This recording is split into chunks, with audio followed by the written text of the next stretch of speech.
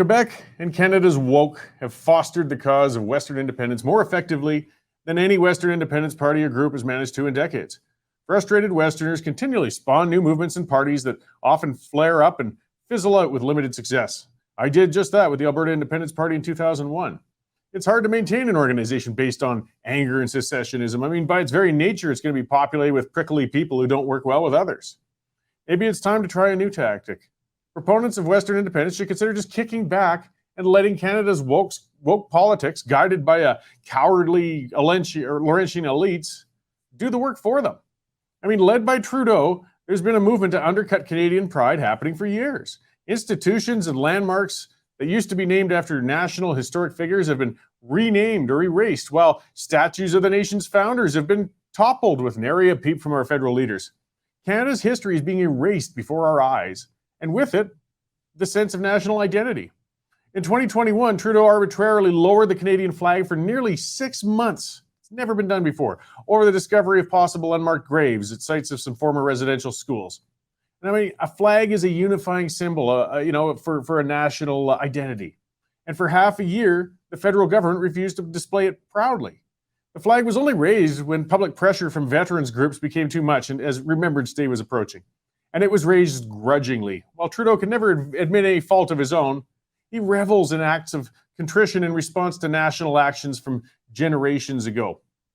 Protesters against COVID-19 restrictions embraced the Canadian flag as part of their movement. So in response, Canada's woke establishment began characterizing the display of the flag as a mark of extremism.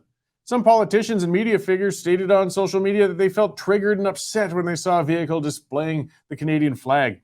This attitude continues today as we hear stories of workers being fired from establishments due to customer complaints over the display of Canadian flags on their vehicles.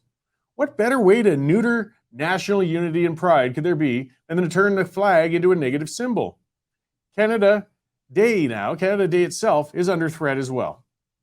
Last year, we were told to keep it muted and to use it as a time of reflection, as Trudeau would say, a learning experience, on how evil the history of the nation was. I'd even heard of a restaurant where they were telling their servers not to wear red that day in case they might offend a snowflake. In Winnipeg, Canada Day has been canceled. Yes, they've officially canceled it. It's now going to be called New Day, where participants are presumably expected to hang their heads in shame over being part of such an abhorrent nation. Meanwhile, in Quebec, the culture of Canada has been rejected for decades, and the provincial government is only becoming bolder in their nationalistic bigotry. Quebec's legislation banning the wearing of turbans or hijabs by civil servants is one of the most overtly racist policies in the developed world.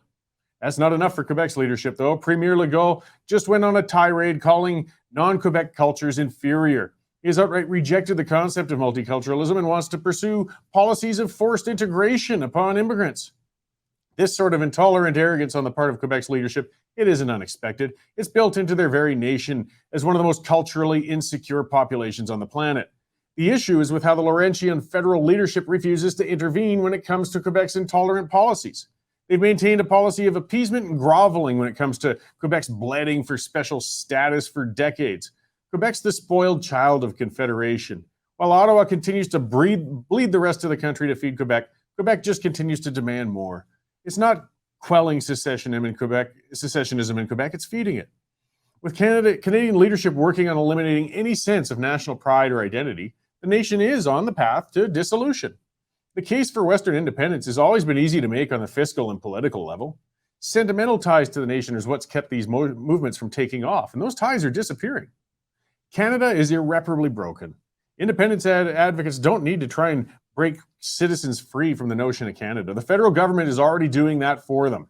Secession is going to be inevitable. It's only a matter of when and which province goes first.